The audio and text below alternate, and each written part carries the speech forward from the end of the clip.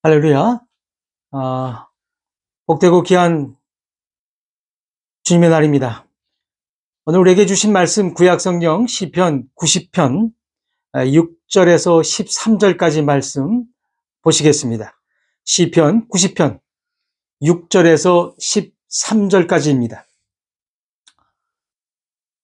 푸른 아침에 꽃이 피어 자라다가 저녁에는 시들어 마른 아이다.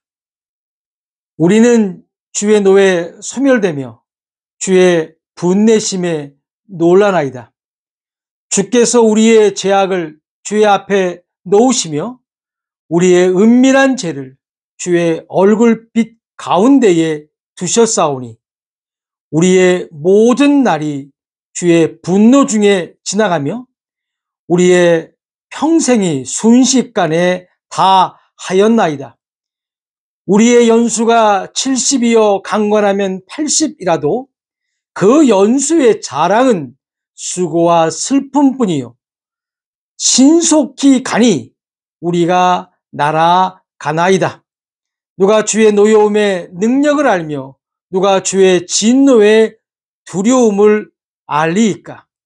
우리에게 우리날 계수함을 가르치사 지혜로운 마음을 얻게 하소서. 여호와여 돌아오소서. 언제까지이니까 주의 종들을 불쌍히 여기소서.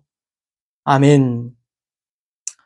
어느덧 4월 첫째 주를 보내고 있습니다. 여기는 어제 밤부터 지금 이 시간까지 계속해서 비가 내리고 있습니다.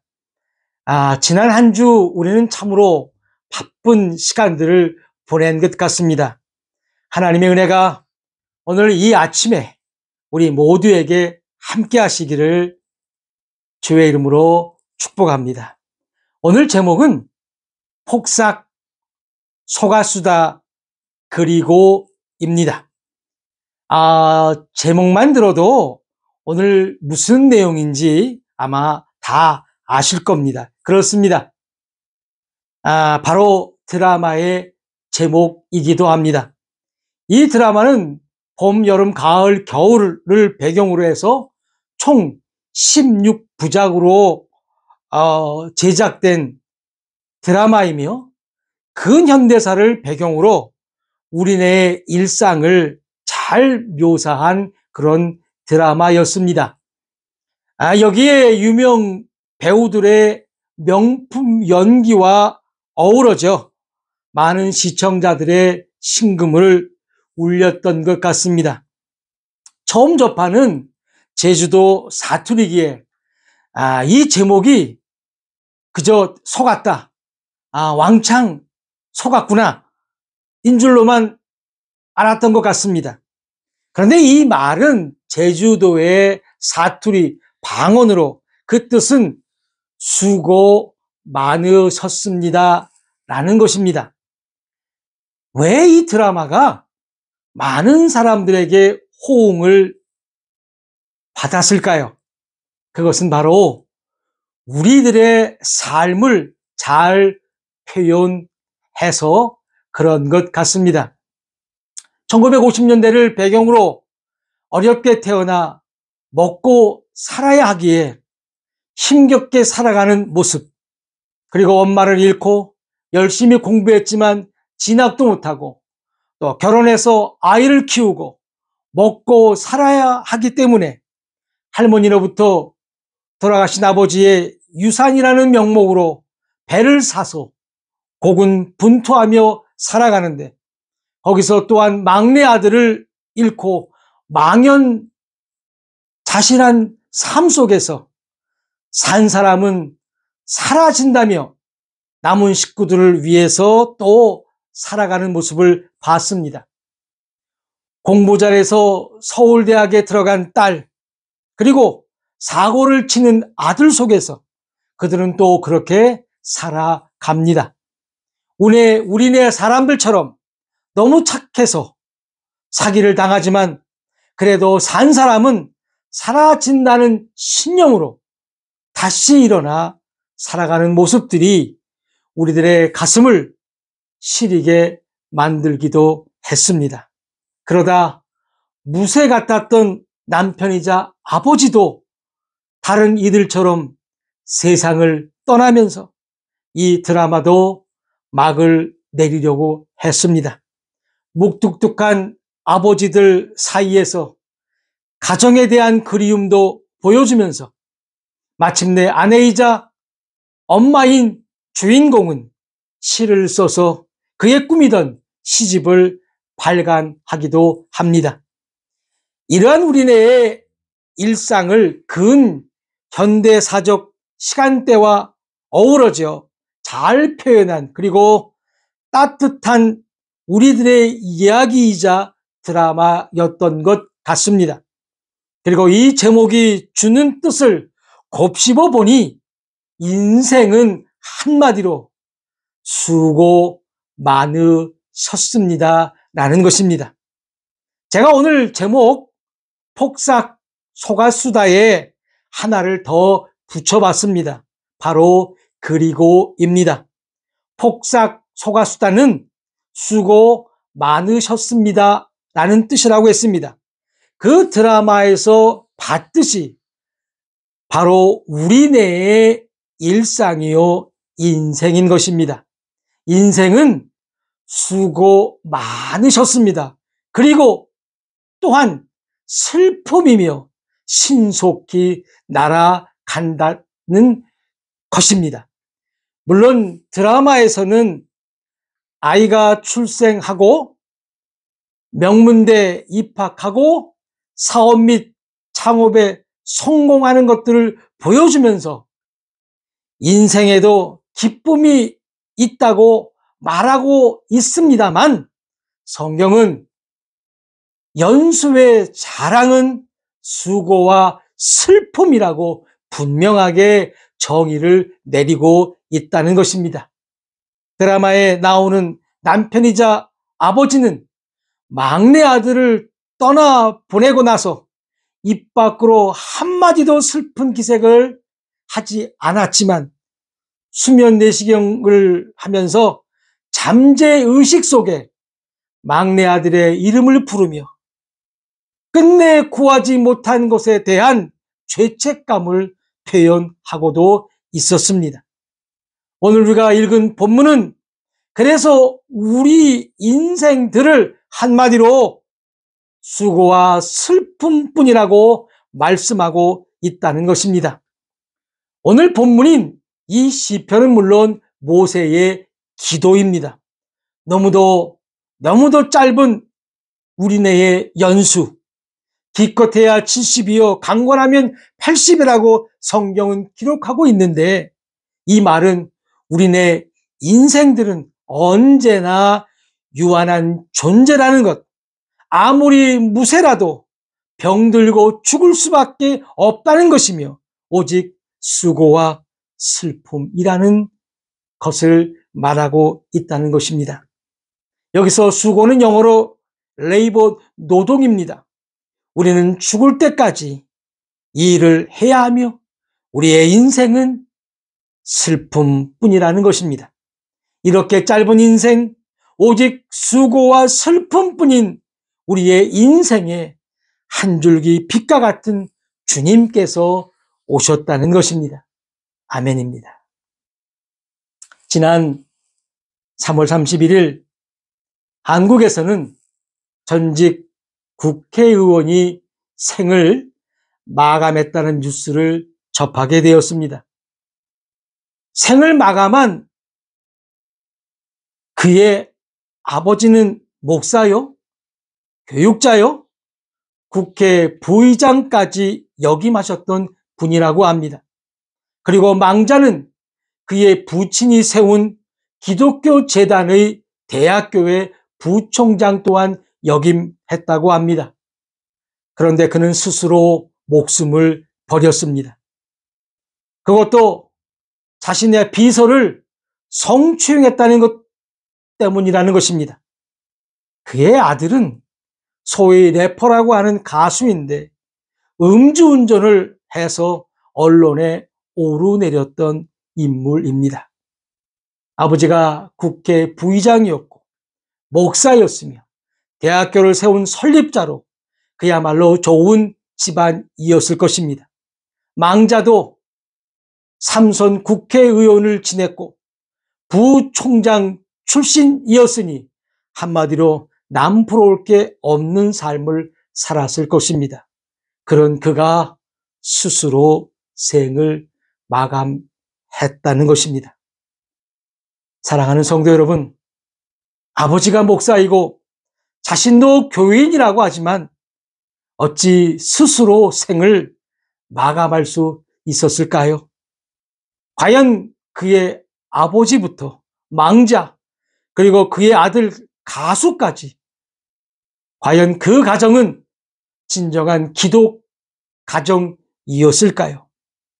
그 가수 아들의 행동을 보면 그의 아버지였던 망자가 그려집니다. 그리고 그렇게 세상을 등진 망자를 보면 국회 부의장을 지냈던 그의 목사 아버지를 보게 된다는 것입니다. 모양은 기독 가정인 것처럼 보였겠으나 그의 가정은 결코 그리스도인의 가정이라고 말할 수 없다는 것입니다. 그 망자에게도 인생은 수고와 슬픔뿐이었습니다. 60도 못 산 그의 인생 역시 신속히 날아가 버렸다는 것입니다. 얼마나 좋은 가정이었겠습니까? 거기서 진정 주님을 바로 만났다면 그는 수고와 슬픔 뒤에 진정한 행복을 만났을 것인데 그는 쓸쓸하게 믿지도 못한 채 그렇게 타인들처럼 한 줌의 흙으로 버려졌다는 것입니다.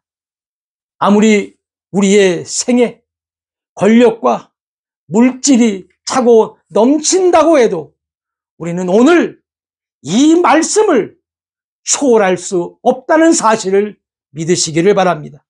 우리가 반드시 기억할 것은 바로 수고와 슬픔이라는 것입니다. 하지만 우리가 주 예수 그리스도를 믿는 순간 우리의 수고와 슬픔은 보장받을 수 있다는 것을 믿으시기를 다시 한번 주의 이름으로 축원합니다. 남들은 결코 될 수도 없는 국회의원을 3번씩이나 하고 대학의 교수가 되는 것도 엄청난 노력과 수고가 필요할 터인데 그러한 대학의 부총장이 되었으니 얼마나 성공한 인생이었겠습니까? 그러나 그에게는 이러한 모든 것이 자신에게 돌아오는 부메랑이 되었다는 것입니다. 그가 진정 주님을 영접했다면 그는 권력과 부를 이용해서 많은 사람들을 살렸을 것이지만 주님을 몰랐기에 성경 말씀처럼 수고와 슬픔을 뒤로한 채 쓸쓸히 그리고 신속히 가버렸다는 것을 깨닫는 우리 모두가 되시기를 다시 한번 주의 이름으로 축원합니다. 진정 성공한 인생은 바로 우리 주 예수 그리스도를 알며 그를 믿는 자라는 것입니다.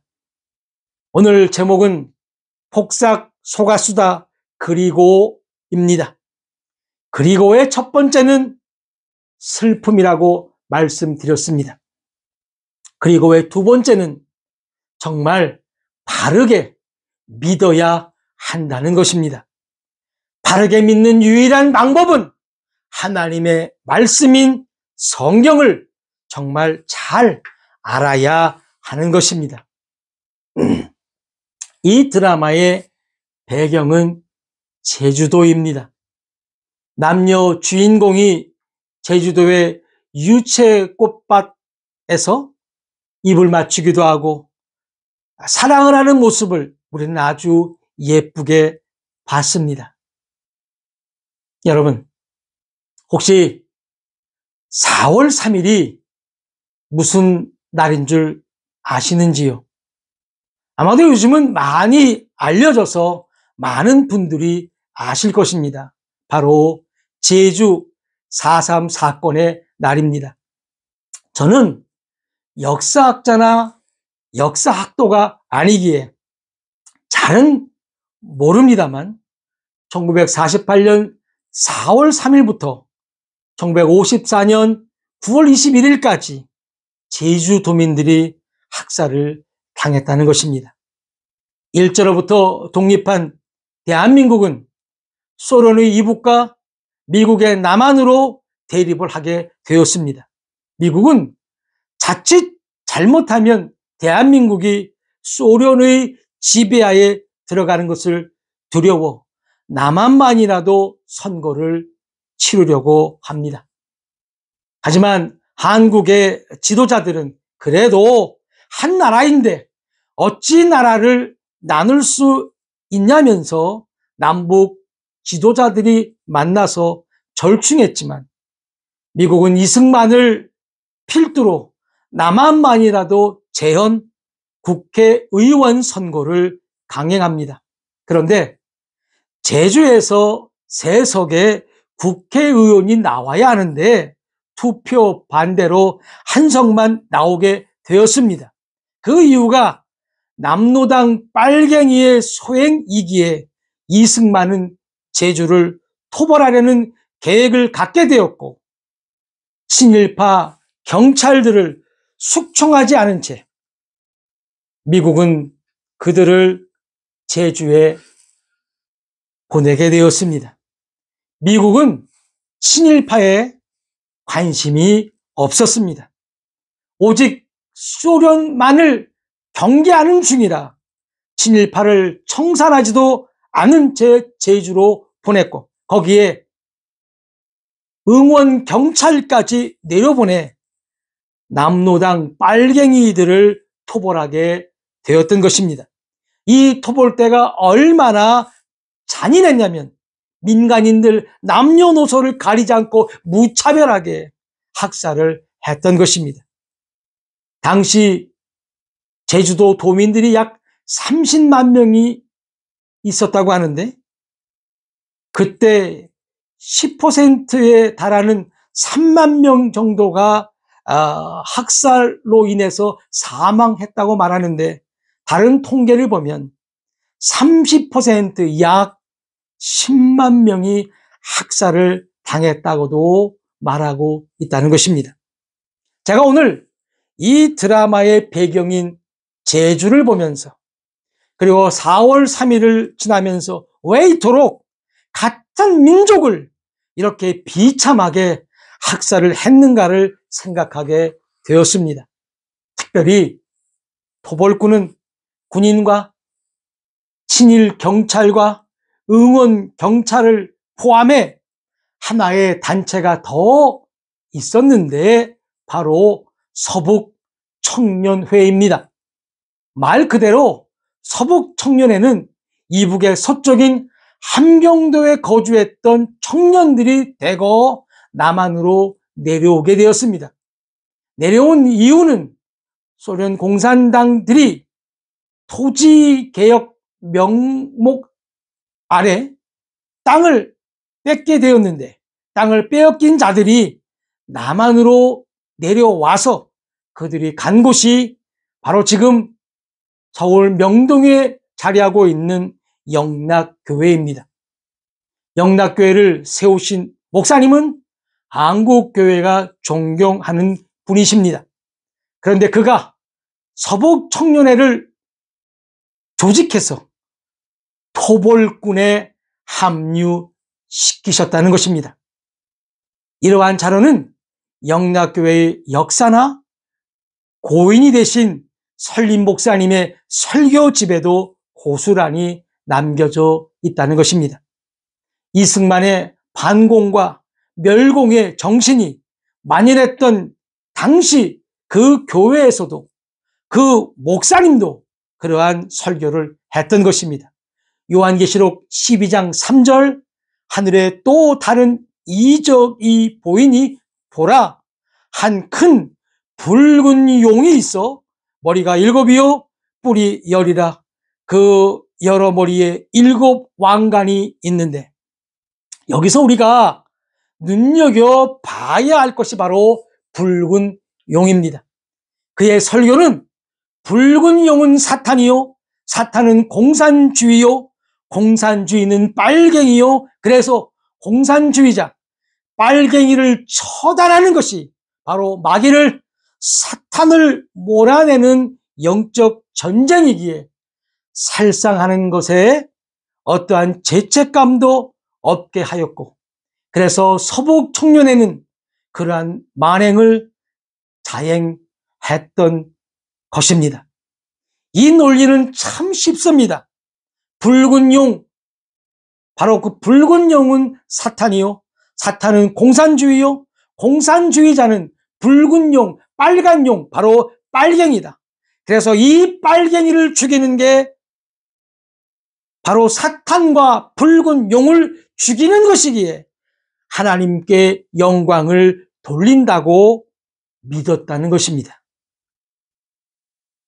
사랑하는 여러분, 전쟁에 나가는 군인들 말고는 사람이 사람을 죽이는 것은 제정신으로는 할 수 없는 일입니다. 그런데 사람이 아니라 마귀라고 생각하면 어렵지 않을 수도 있는 것입니다. 제주도민의 학살은 6.25 전쟁이 끝난 후에도 자행되었습니다. 하지만 이러한 소식이 알려지지 않는 것은 입 밖에 소리를 내면 죽을 수밖에 없는 현실이기에 제주도민들은 수고와 슬픔을 입안으로 삼키며 살아왔다는 것입니다. 그 아름다운 유채꽃밭 속은 수많은 시신들의 무덤이요, 관광명소로 이름 붙여 있는 곳들도 그때 학살당한 이들의 무덤이라는 것입니다. 성경은 우리의 싸움은 결코 사람이 아니라고 말씀하고 있습니다. 에베소서 6장 12절, 우리의 씨름은 혈과 육을 상대하는 것이 아니요 통치자들과 권세자들과 이 어둠의 세상 주관자들과 하늘에 있는 악의 영들을 상대함이라. 에베소서 2장 2절, 그때의 너희는 그 가운데서 행하여 이 세상 풍조를 따르고 공중의 권세 잡은 자를 따랐으니 곧 지금 불순종의 아들들 가운데서 역사하는 영이라. 한마디로 이 세상의 통치자는 바로 마귀라는 것입니다. 역사는 언제나 반복됩니다. 이 제주 4.3 사건을 바로잡지 못했기에 우리는 1980년 5월 18일을 맞이하게 된 것입니다. 이것이 바로 5.18 민주화 항쟁입니다. 전라남도 광주에 북한군이 침투해 도시를 무력했다고 신군부는 계엄군을 파견해서 빨갱이를 토벌한다는 명목 아래 광주 시민을 무참히 학살했습니다. 저도 어릴 적에 이러한 교육을 받고 자랐습니다. 심지어 초등학교에서는 웅변대회를 하며 거기에 많은 학생들이 참가해서 이연사 외칩니다 라고 소리쳤던 것도 기억이 납니다. 우리에게 공산당은 정말 괴뢰군입니다. 반공 즉 공산당을 반대하며 멸공 즉 공산당을 멸하자는 교육을 받을 정도로 공산당은 우리에게 주적입니다. 하지만 그 골수분자들이나 간첩을 잡겠다고 제주도민이나 광주 시민을 다 같은 공산당이라고 죽인다는 것은 말이 되지 않는 것입니다. 물론 광주에는 북한군이 있지도 않았습니다. 그리고 지금 2025년 우리는 또 이러한 현장에 서 있습니다. 미친 목사들이 일어나 광화문에서 여의도에서 집회를 가지며 사람들을 선동합니다. 역시 논리는 간단합니다. 붉은 용은 사탄, 사탄은 공산당 빨갱이, 그래서 공산 세력을 물리치는 것이 사탄을, 마귀를 이기는 것이라며 영적 전쟁이라고 말합니다. 빨갱이는 죽어도 된다고 말합니다. 심지어 선거관리위원회에 중국인들이 들어왔다는 것입니다. 중국은 공산국가입니다. 그러니까 이들을 내쫓고 물리쳐야 자유 대한민국이 회복된다는 것입니다. 심지어 전직 대통령도 공산주의요 빨갱이라고 말하고 있다는 겁니다. 무속에 빠진 대통령과 영부인, 그들의 무속적인 통치에는 관심이 없습니다. 그가 계엄을 해서 군대를 동원해 총과 칼을 국민에게 향해도 그들은 관심이 없습니다. 오직 빨갱이를 몰아내야 자유 대한민국이 산다는 것입니다. 심지어 법원을 점거한 청년들을 보십시오. 그들은 정당했습니다. 그들은 당당했습니다. 카메라가 돌아가도, 사진을 찍히고 방송에 나와도 그들은 정당했고 당당했습니다. 빨갱이를 죽여야 하며 몰아내야 자유 대한민국이 산다는 것입니다. 또한 수많은 교인들이 광장에 나와서 대한민국을 살려달라고 기도하면서 빨갱이를 몰아내야 우리가 영적인 전쟁에서 승리한다고 그렇게 외치며 기도하고 있다는 것입니다. 역사는 언제나 반복됩니다. 제주 4.3을 규명하지 못하니까 5.18 광주 민주화 운동이 일어났고, 5.18을 규명하지 않으니까 1948년의 사건들이 지금 2025년에도 반복되고 있다는 것입니다. 사랑하는 성도 여러분, 우리의 싸움은 마귀입니다. 악한 영입니다. 사탄이 공산주의고, 사탄을 멸하는 것은 공산주의자라는 사람을 죽이는 것은 아닙니다. 만약 공산주의자를 죽이는 것이 맞다면 대한민국은 공산국가와 세계 전쟁을 일으켜야 할 것입니다. 제가 살고 있는 캐나다는 엄밀히 말해서 사회 민주주의 국가입니다. 그렇다면 사회주의 캐나다에서 자유 대한민국에 오는 사람들의 입국은 거부돼야 하며, 캐나다, 베트남, 중국 등 소위 말하는 사회주의 공산주의 국가에는 자유 대한민국 국민은 가면 안 되는 것입니까? 사랑하는 성도 여러분, 이러한 역사의 죄인들은 소위 말하는 기득권을 가진 기독인들이었습니다. 이승만도 장로요, 이기붕이도 권사이었고, 서북 청년회에게 말씀으로 선동한 자도 한국교회가 존경했던 목사였고, 그는 같은 민족을 공산 세력이라고 무참히 죽였던 전두환을 위해 축복 기도까지 했던 자였다는 사실입니다. 지금도 광화문에서, 여의도에서 목사들이 빨갱이는 죽여도 된다고 외치며 군대에서나 사용되는 특임, 즉 특수임무를 교회의 전도사에게 부여해서 그들을 희생양으로 만들어 하나님의 이름을 욕되게 하고 있다는 것입니다. 제발 속지 마십시다. 교회는 사람을 살리는 곳이 되어야 하며, 주의 종들은 그들의 주인이신 주님 말을 높이며 그분의 말씀만을 가감없이 선포하는 자들이 되어야 할 것입니다. 지난 4월 4일은 대한민국이 다시 일어나려고 기지개를 켜는 역사적인 날이었습니다. 군과 경을 동원해 국회를 침입하고 계엄을 선포한 미치광이 수계가 파면이 된 날이었습니다. 그와 그의 처는 온갖 무속에 심취되어 자신들의 배만 채우는 자였습니다.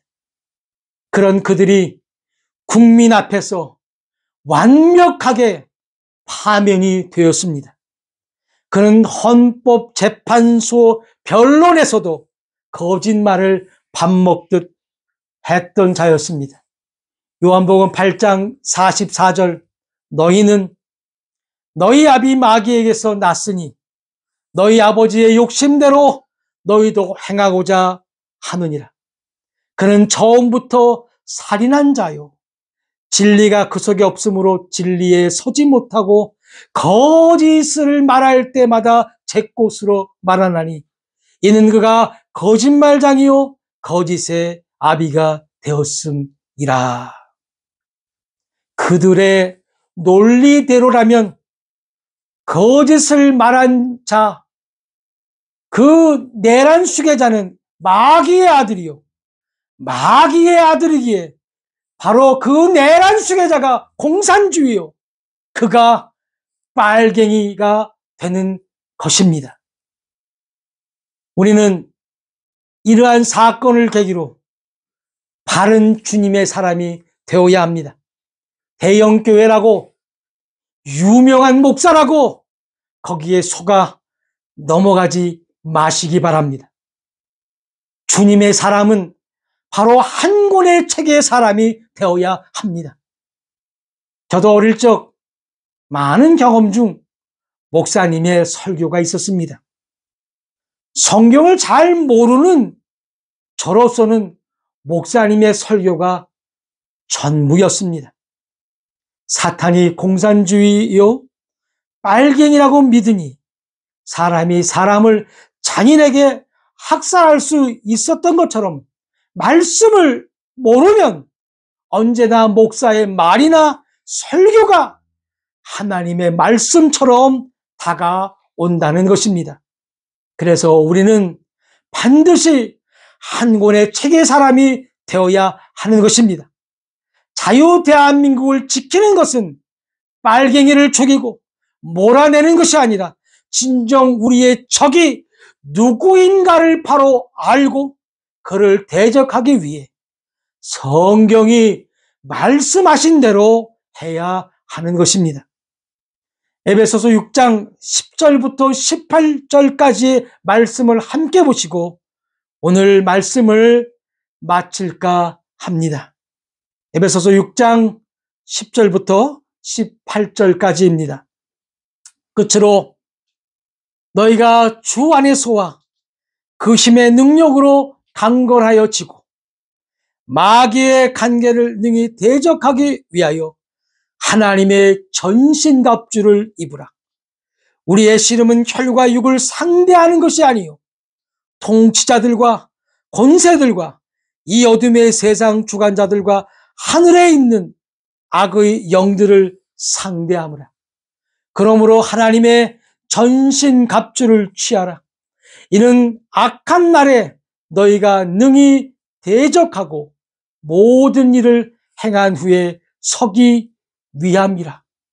그런즉 서서 진리로 너희 허리띠를 띠고 의의 호심경을 붙이고 평안의 복음이 준비한 것으로 신을 신고 모든 것 위에 믿음의 방패를 가지고 이로써 능히 악한 자의 모든 불화살을 소멸하고 구원의 투구와 성령의 검 곧 하나님의 말씀을 가지라. 모든 기도와 간구를 하되 항상 성령 안에서 기도하고 이를 위하여 깨어 구하기를 항상 힘쓰며 여러 성도를 위하여 구하라.